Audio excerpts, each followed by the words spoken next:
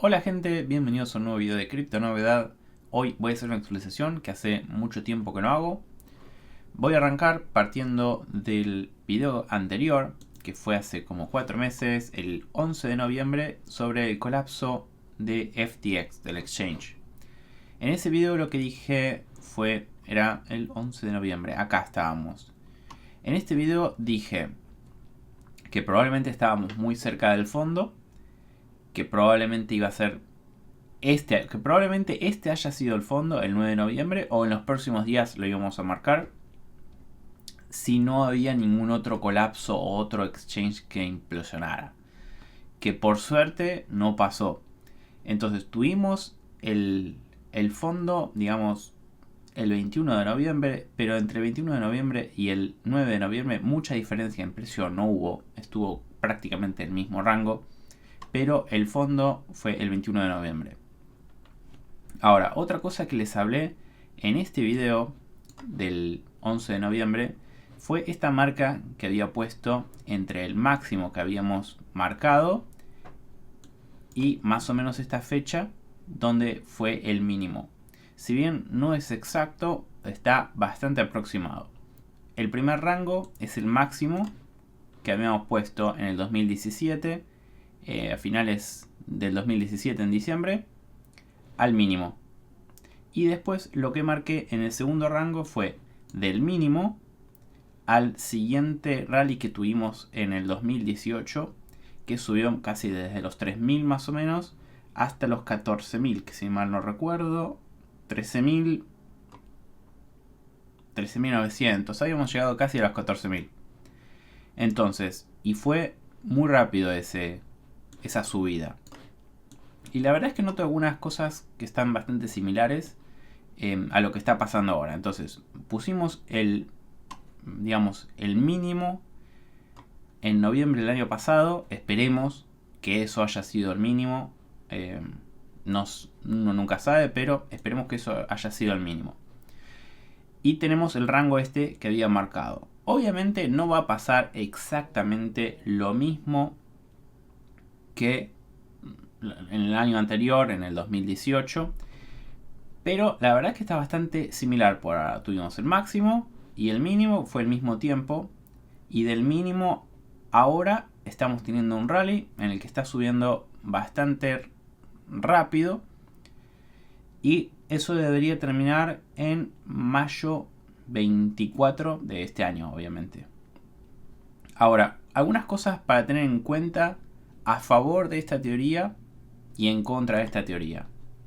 A favor de esta teoría, este rally que estamos teniendo, al menos en base a lo que yo veo, es que ya hay la gente que quería vender, vendió. Los que siguen juntando Bitcoin siguen juntando. Y muchos de los que estaban haciendo venta corta probablemente ya se dieron cuenta que mucho más no se podía bajar y empezaron a cerrar los trades.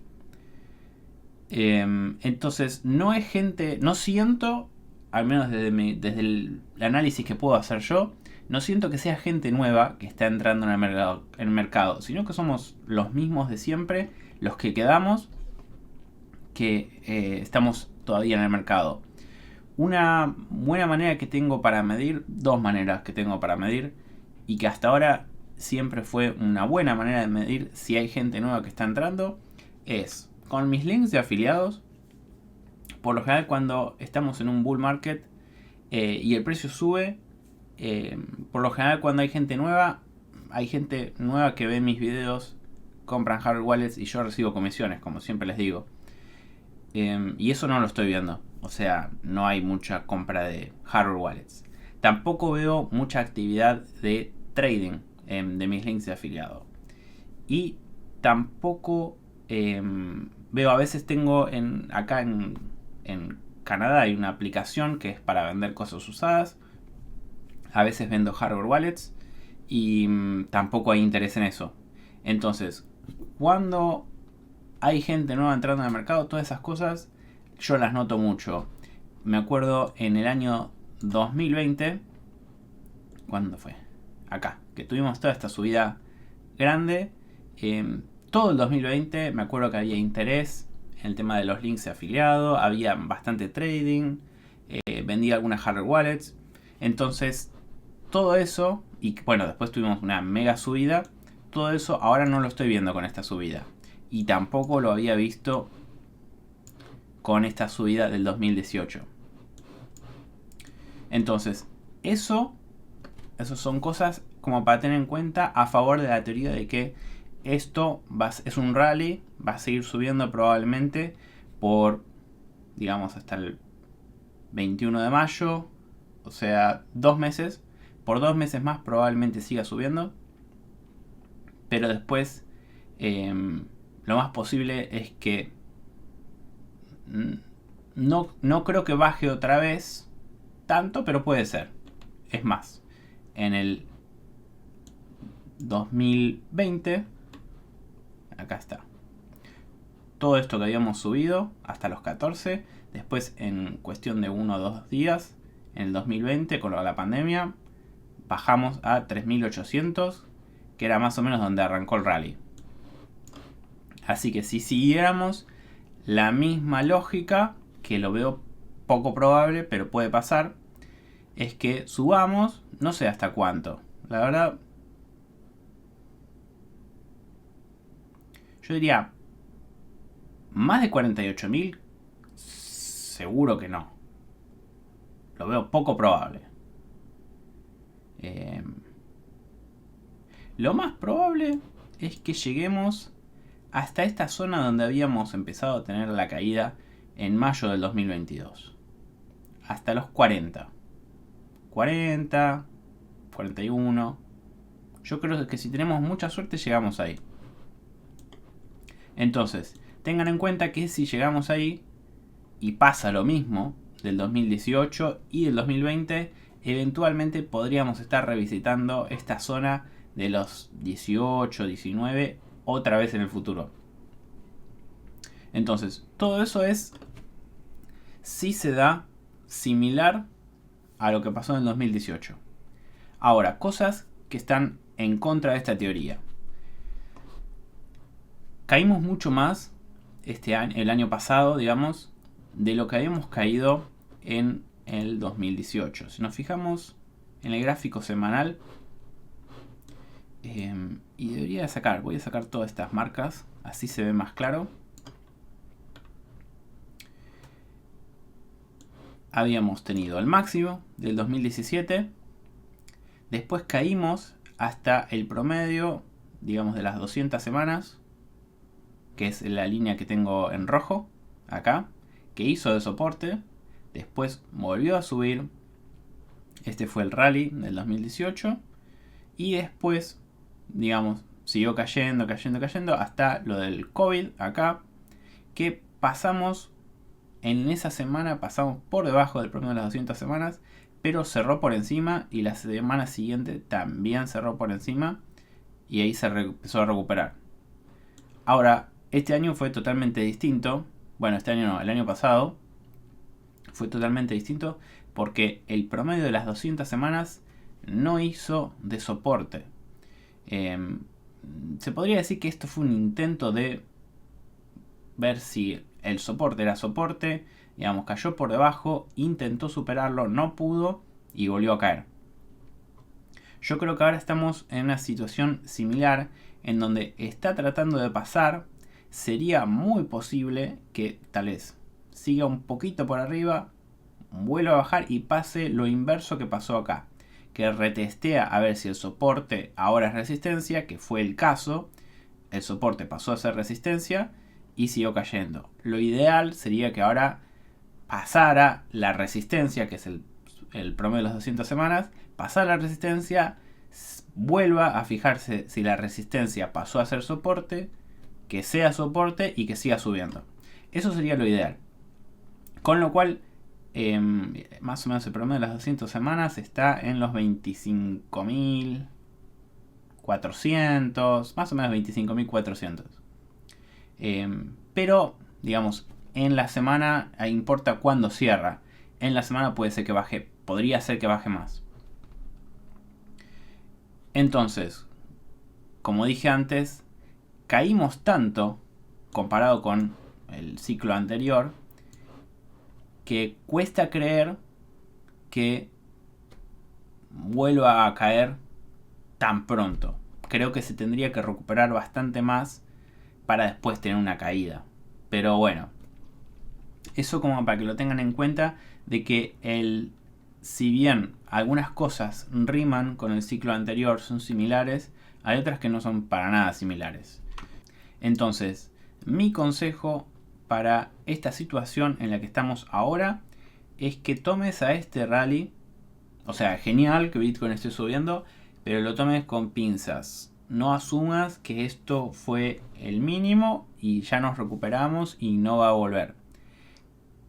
Esa es mi impresión.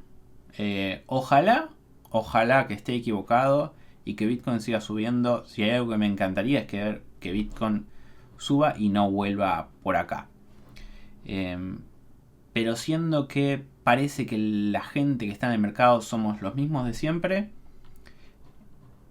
no pareciera que esto es muy sostenible. Entonces, mi recomendación es que disfrutes de rally si ya tenés Bitcoin, pero que no sientas FOMO, Fear of Missing Out, no sientas que te estás perdiendo si no compraste, porque puede ser, de nuevo, que volvamos a revisitar algunos precios bastante más abajo. Por último, con respecto al precio de Bitcoin, que haya retesteado el promedio de los 200 días, que es esta línea roja que tenemos acá ahora porque está el gráfico en día, es una buena señal que haya sido soporte. Porque en el pasado, por ejemplo acá, vamos a sacar todo esto. Acá, en marzo, el promedio de los 200 días había pasado a ser resistencia. Había intentado ser soporte acá, lo perdió y después volvió a subir a ver si el soporte pasaba a ser resistencia, y definitivamente pasó a ser resistencia y tuvimos una mega caída. Entonces, ahora pasó el proceso inverso. Volvió a ver si era soporte, pasó a ser soporte y siguió subiendo. Vamos a ver qué pasa en los próximos 2 meses, porque quedan prácticamente 2 meses similares al ciclo anterior. Entonces, si bien diría que no tengas FOMO, por los próximos 2 meses yo estoy optimista. Ahora, voy a hablar de algunas noticias de estos días. Seguro que se enteraron de que hay varios problemas con los bancos en Estados Unidos.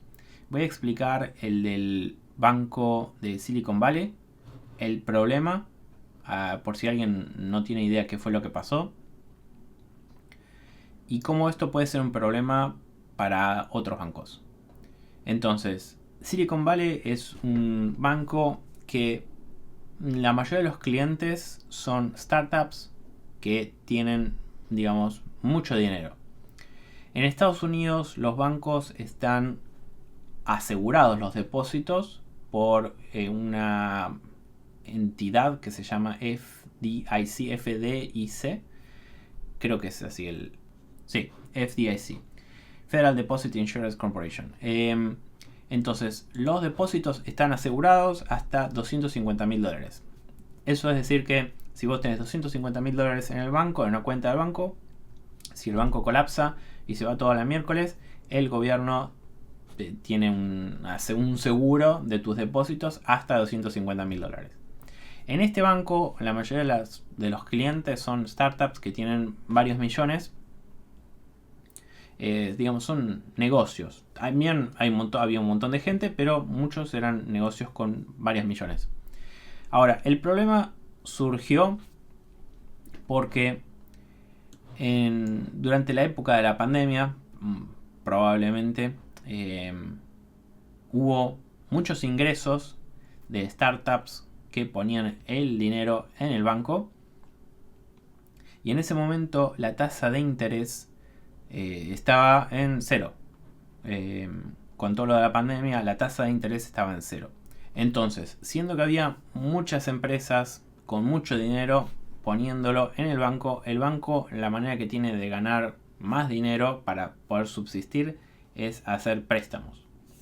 El problema cuando entra mucho dinero al mismo tiempo es que tal vez no hay la cantidad de préstamos seguros para hacer. Entonces, cuando no tienen préstamos seguros para hacer, lo que suelen hacer los bancos es comprar bonos, digamos en este caso del gobierno de Estados Unidos.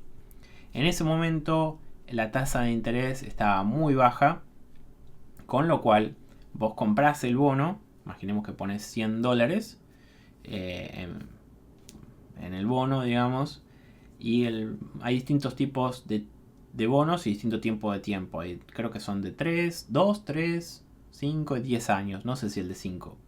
Pero el más largo creo que son 10 años. Entonces, digamos que cómo funciona el bono es: vos pones $100, recibís un poquito de interés en determinado tiempo. Creo que es todos los años. En determinado tiempo recibís un poco de interés. Y cuando se cumplen esos 10 años, si es un bono de 10 años, te devuelven tu inversión inicial, que son los $100. Entonces, quedás con la misma cantidad, pero recibís un poco de interés. Lo que hizo este banco fue comprar muchos bonos con esa plata de los depositores. Muchos bonos a largo plazo, de 10 años, con una tasa de interés muy baja. Como empezó a haber inflación después de la pandemia, porque inyectaron un montón de dinero en el mercado, la Reserva Federal empezó a subir la tasa de interés para controlar la inversión.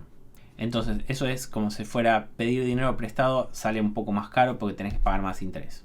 Entonces, al, digamos, la Reserva Federal subir la tasa de interés, siendo que los bonos quedan fijos en el lugar donde uno los compró, por ejemplo, si compras un bono que está a 1% y después la Reserva Federal sube la tasa de interés y los bonos nuevos dan un 4%, el bono que vos habías comprado inicialmente sigue a 1%.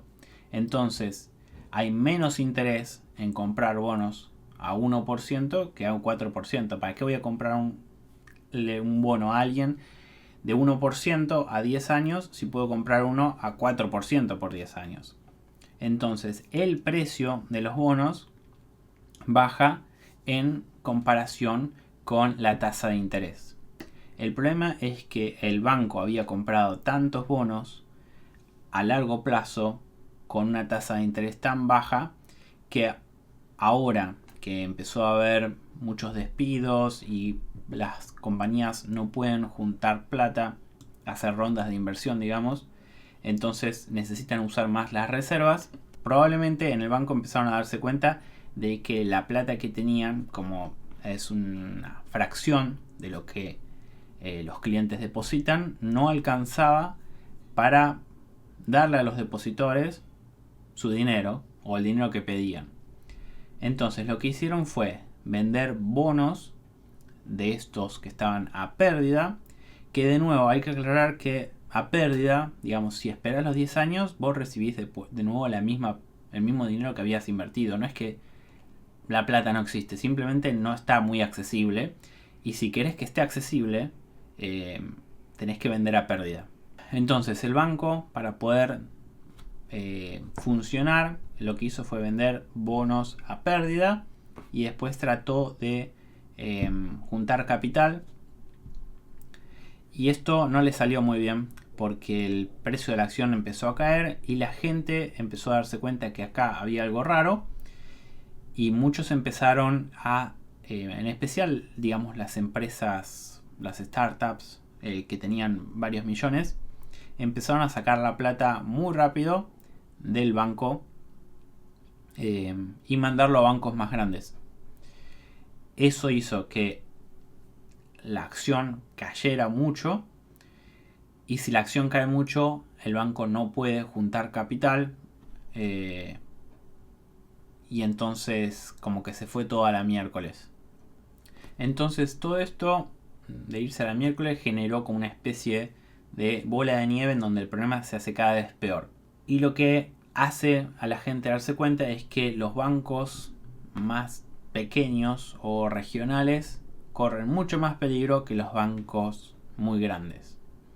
Lo que el gobierno hizo para, digamos, solucionar este problema fue decirle a los depositores que todos sus depósitos iban a estar cubiertos, aunque fueran más de $250.000, que es el límite. Si tenías que 100 millones, vas a tener los 100 millones. Para esto lo que hizo fue inyectar plata, crear un fondo entre otros bancos, donde otros bancos ponen fondos. Y con este fondo, la verdad, es muy rara las cosas que hacen. Es como que van mezclando todo. Y se parece mucho a lo que pasó con muchas empresas de las criptomonedas, que una empieza a estar en bancarrota, la otra compra esa empresa para que no se vaya a la bancarrota, pero a la vez la empresa original no tenía nada. Lo mismo que FTX, es muy similar. Entonces, al menos me da esa impresión. Entonces, con este fondo garantizan que los depósitos están cubiertos. El problema es que este es un caso único que el gobierno hizo esto, porque si no lo hacía se descontrolaba todo mucho. Y es una cosa que no es que dice el gobierno que siempre va a hacer. Entonces, al ser que el gobierno no garantiza que todos los, digamos, depósitos, aunque sean más de $250.000, van a estar cubiertos.